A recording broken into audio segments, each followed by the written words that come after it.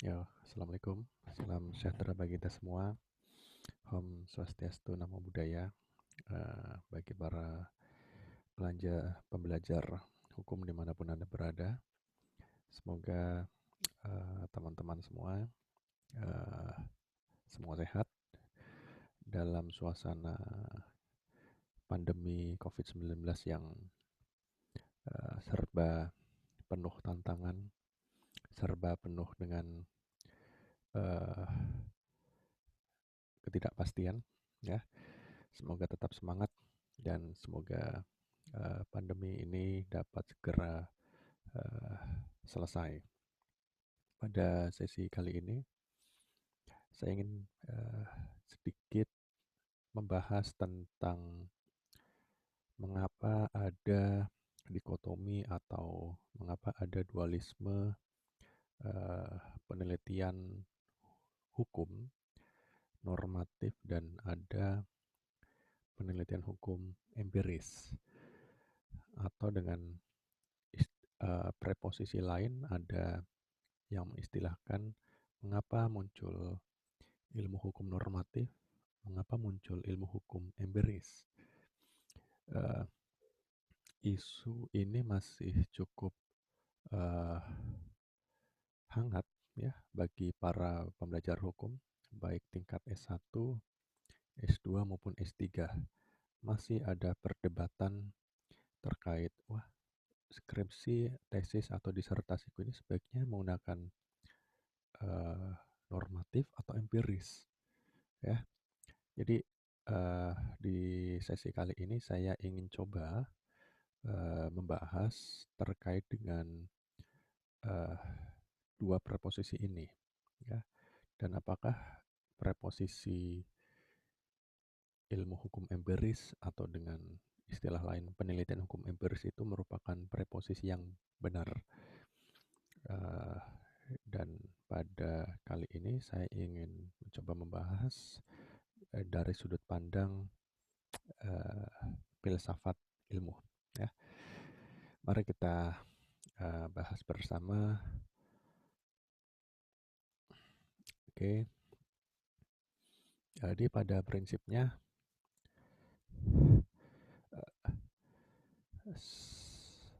saya ingin mengawali dari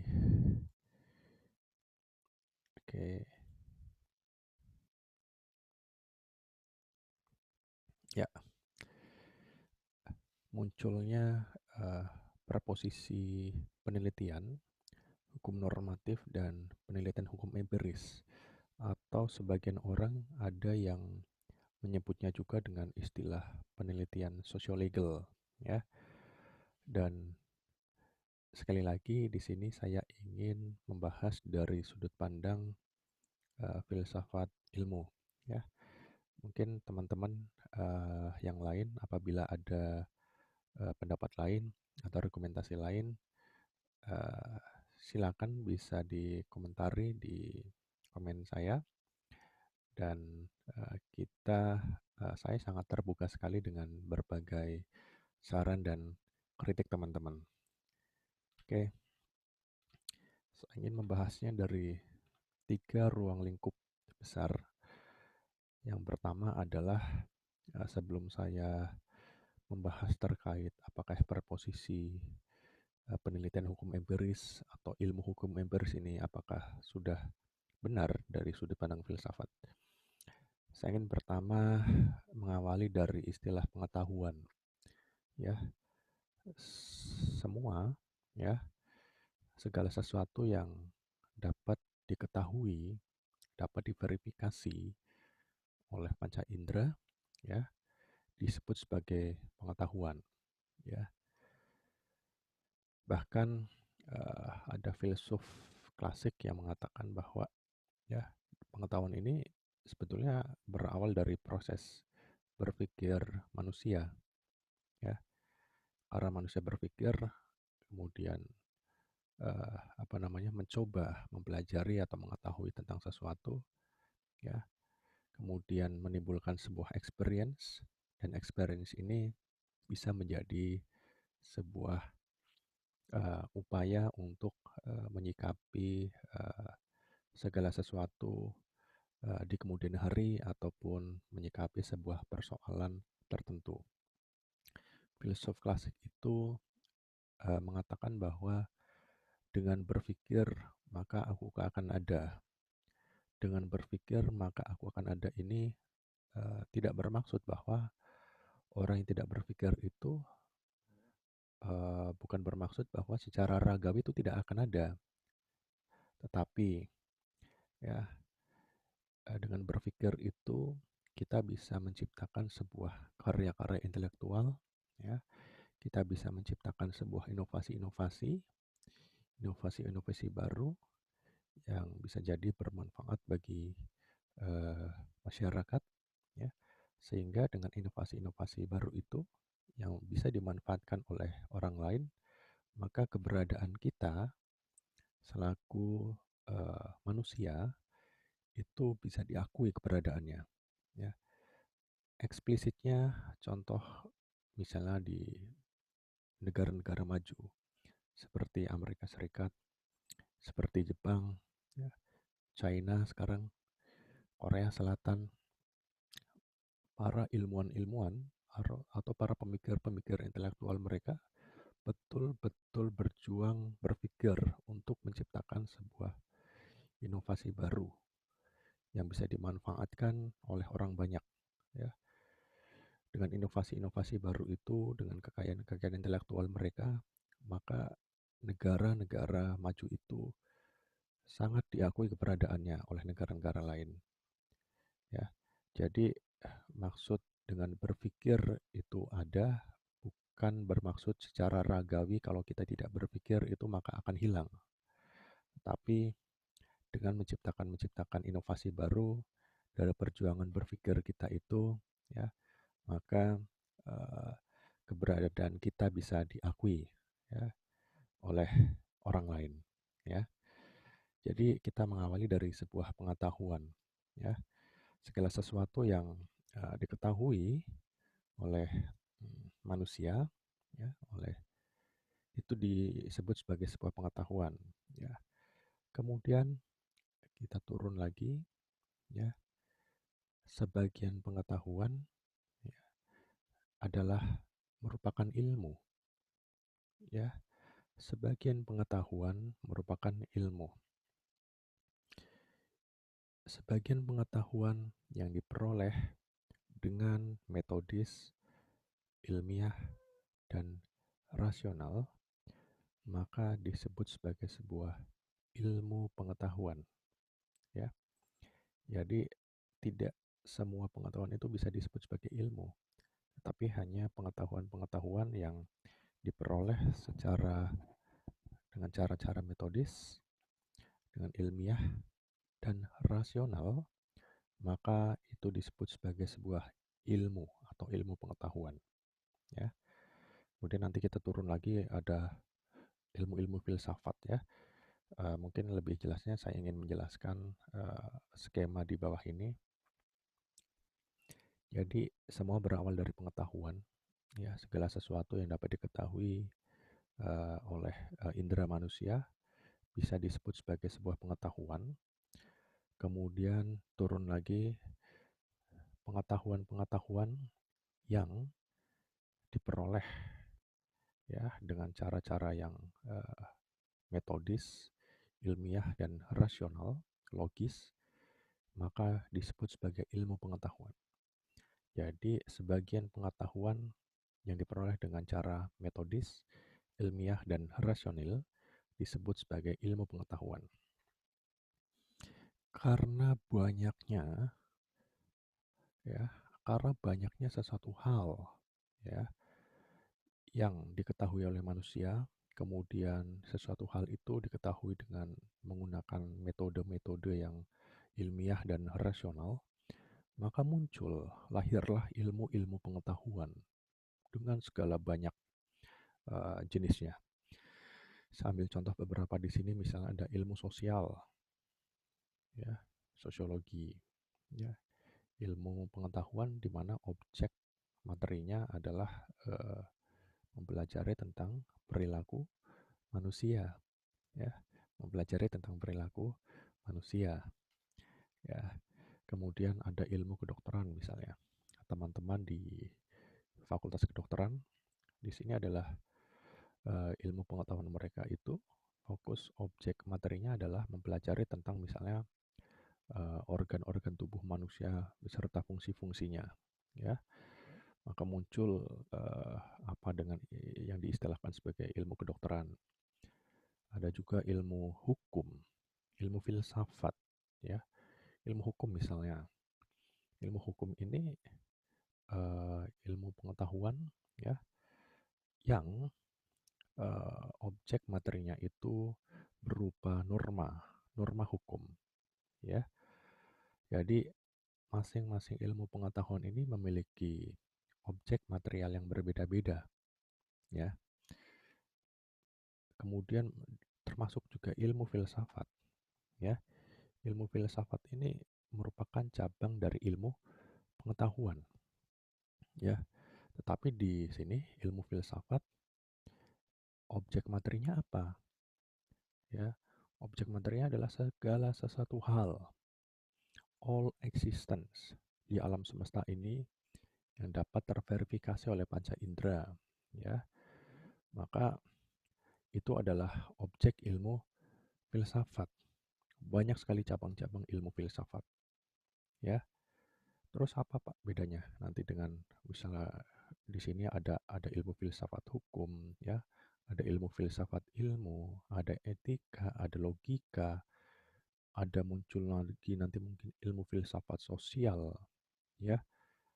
Sekali lagi, beda karakteristik dengan sebuah derajat ilmu dalam ilmu filsafat atau dalam kalau kita sudah terbiasa eh, karakteristik dari filsafat, ya.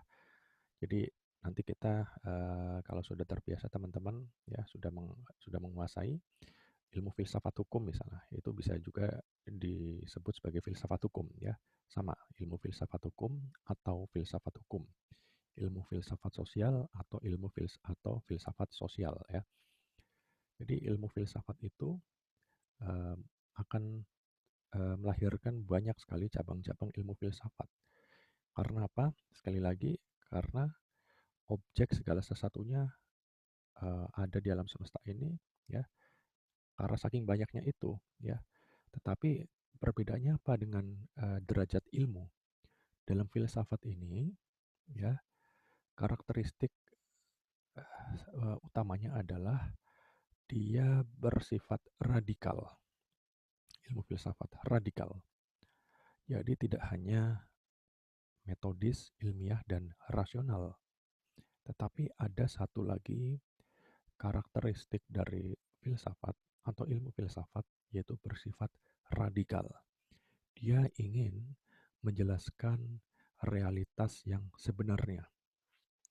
Dia tidak hanya berhenti pada sebuah doktrin, tidak hanya berhenti sebuah dalam ilmu, ya.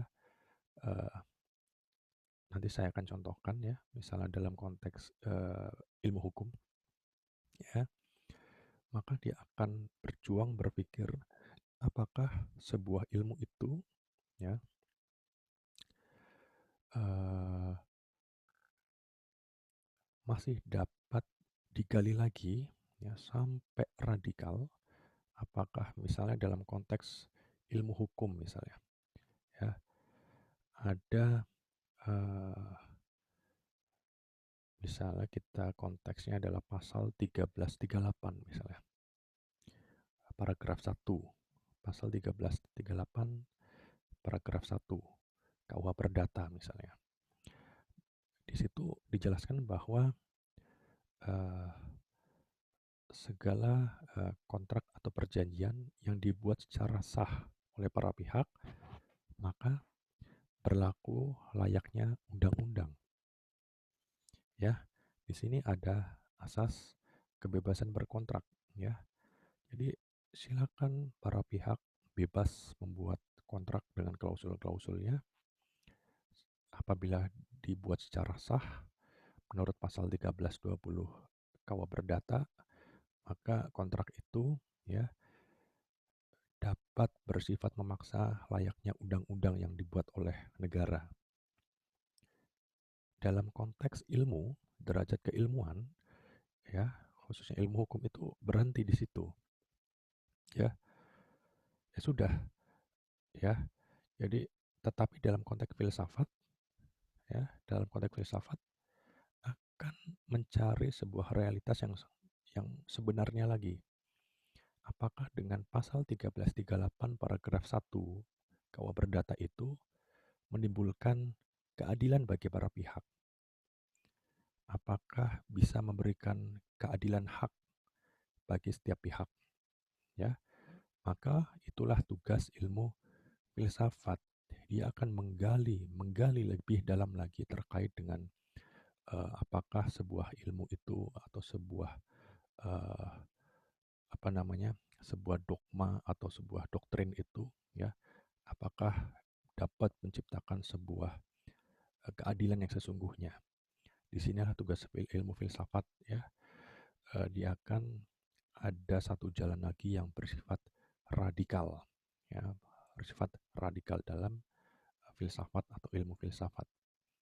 Ya, oleh Plato itu sering menyebutnya dengan metode yang utama, ya, yaitu dengan wujud metode dialektika. Dalam ilmu filsafat itu ada metode utama yang menurut Plato, ya, dalam wujud dialektika. Apa itu dialektika dalam ilmu filsafat?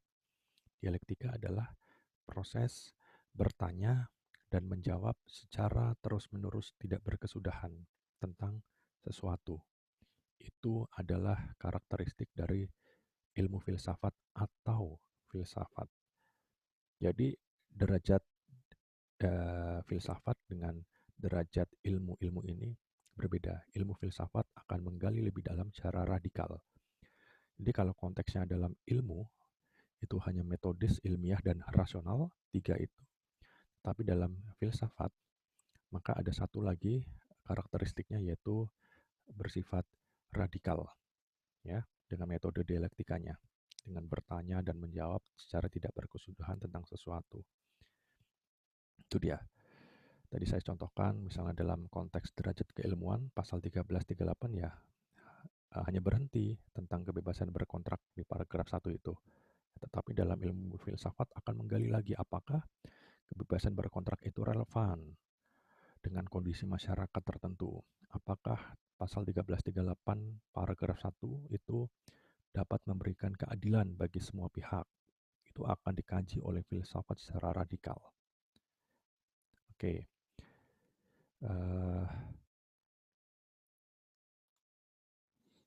Oke. Jadi yang saya sebutkan tadi, perbedaan ilmu filsafat atau filsafat dengan derajat ilmu-ilmu yang lain adalah dalam ilmu filsafat itu dia memiliki satu metode lagi atau memiliki karakteristik lagi yaitu bersifat radikal. Dia ingin mencari, menjelaskan realitas yang sebenarnya di balik sebuah sesuatunya itu, ya. Jadi kalau perbedaan karakteristiknya ilmu filsafat dengan ilmu-ilmu yang lain adalah dia sifatnya radikal. Oke. Dari ilmu-ilmu filsafat ini akan melahirkan cabang-cabang ilmu filsafat yang lain. Ya, sekali lagi karena apa? Karena adanya objeknya yang sangat luas, all existence, yang dapat terverifikasi oleh panca indera.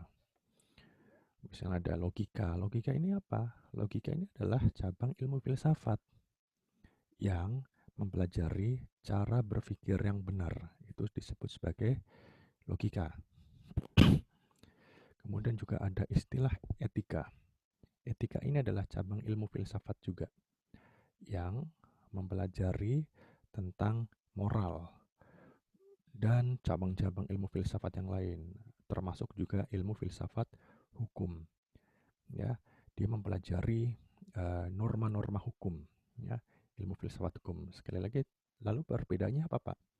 Perbedaannya dengan derajat ilmu hukum dan ilmu filsafat hukum, sebagaimana saya jelaskan tadi, dalam ilmu filsafat, hukum, dia memiliki satu karakteristik lagi, yaitu bersifat radikal. Dia tidak hanya berhenti pada metodis, rasional, dan ilmiah, tetapi ada satu karakteristik lagi, yaitu radikal dengan metode dialektikanya, yaitu eh, proses bertanya dan menjawab secara tidak berkesudahan tentang hukum itu. Jadi eh, meskipun di sini adalah eh, objek materialnya sama, ya objek materialnya sama, yaitu sama-sama mempelajari objek norma hukum, ya, tetapi dalam konteks ilmu filsafat hukum, ya, dia akan mempelajari norma hukum itu secara radikal. Apakah benar norma hukum yang seperti ini diterapkan? Apakah benar norma hukum tentang pasal 1338 paragraf 1 dalam Kitab Undang-Undang Hukum Perdata ini relevan? Apakah benar eh, pasal 1338 paragraf 1 Kitab Undang-Undang Hukum Perdata ini dapat memberikan keadilan bagi para pihak? Apakah sudah relevan dengan konteks masyarakat Indonesia? Karena apa? Ya, sekali lagi misalnya ada sebagian pemikir yang berpendapat bahwa Kitab Undang-Undang Hukum Perdata ini, ya, filsafatinya adalah dia berasal dari apa namanya negara lain, yaitu dari Belanda. Belanda juga mengadopsi dari Prancis dan sebagainya. Maka apakah sudah relevan dengan konteks Indonesia? Disitulah tugas ilmu filsafat hukum, ya. Kemudian langsung saja, sekali lagi ilmu pengetahuan, ya, sekali lagi adalah dia memiliki objek material yang dapat terverifikasi oleh panca indera, ya, atau bersifat empiris, dapat dilihat, dapat diraba, dapat diamati, dapat terverifikasi oleh panca indera manusia. Itu adalah objek material ilmu pengetahuan, ya. Disinilah mulai terjadi perdebatan, ya.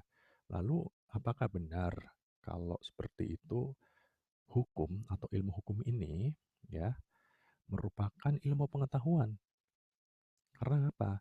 Karena objek material dari ilmu hukum adalah norma, ya, norma hukum yang sifatnya abstrak.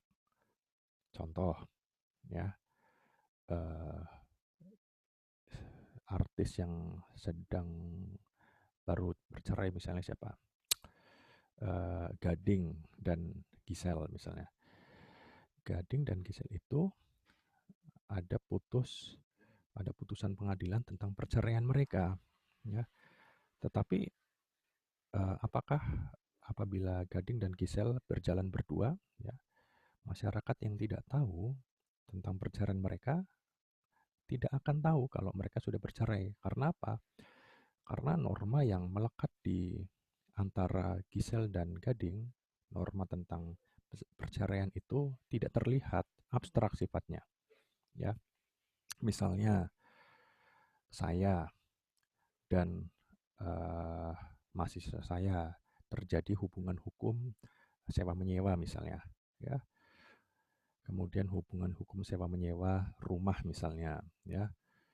Maka orang lain itu tidak tahu, ya, kalau saya dan teman saya bernama si X misalnya, ya, telah terjadi hubungan hukum sewa menyewa, ya. Karena apa? Norma sewa menyewa itu, ya, sifatnya adalah abstrak, ya. Jadi sifat norma hukum yang bersifat abstrak itu kemudian dipertanyakan, ya, dipertanyakan oleh derajat ilmu pengetahuan ini. Apakah benar hukum itu, ilmu hukum bisa disebut sebagai legal science, ya. Karena sekali lagi mayoritas atau karakteristik dari ilmu pengetahuan itu objek materinya adalah sifatnya empiris, dapat terverifikasi oleh panca indera. Lalu ada sebagian pemikir juga yang mengatakan bahwa ilmu hukum itu bukan legal science, tapi jurisprudence, ya. Kalau teman-teman membaca jurisprudence mungkin bisa diartikan sebagai sebuah pengetahuan hukum, bukan ilmu pengetahuan hukum. Karena apa? Sekali lagi, sifatnya yang tidak bersifat legal science, tidak bersifat ilmu pengetahuan, oleh karena itu disebut sebagai jurisprudence atau pengetahuan hukum, ya. Kemudian dikarenakan eh, perdebatan tentang norma hukum yang sifatnya abstrak ini, ya, ya, maka muncullah pemikir-pemikir yang ingin eh, memaksakan, ya, bahwa ilmu hukum ini sebetulnya bisa disebut sebagai sebuah ilmu pengetahuan yang dimana objek materialnya empiris, dapat dilihat, ya. Kemudian mulailah dalam tanda petik diempiris-empiriskan, ya, objek material ilmu hukum itu. Kemudian eh, dengan objeknya mulai bergeser, ya, tidak hanya norma hukum saja, tetapi juga dia mulai eh, apa namanya memiliki objek materi tentang perilaku manusia yang dipedomani oleh hukum, ya. Jadi preposisi ilmu hukum empiris, preposisi penelitian hukum empiris itu, ya, dia ingin memaksakan, ya, bahwa sebetulnya objek material dari ilmu hukum ini sifatnya empiris, dapat diketahui oleh manusia. Yaitu apa? Ini loh perilaku manusia, ya, yang kita jadikan objek penelitian, objek dalam ilmu hukum, ya. Perilaku manusia ini yang dipedomani oleh hukum, ya. Bagaimana perilaku manusia itu tentang keberlakuan hukum yang ada itu dijadikan objek oleh preposisi penelitian hukum empiris itu, ya, atau ada preposisi lain ilmu hukum empiris, yaitu objek materialnya tentang perilaku yang dipedomani oleh hukum, ya.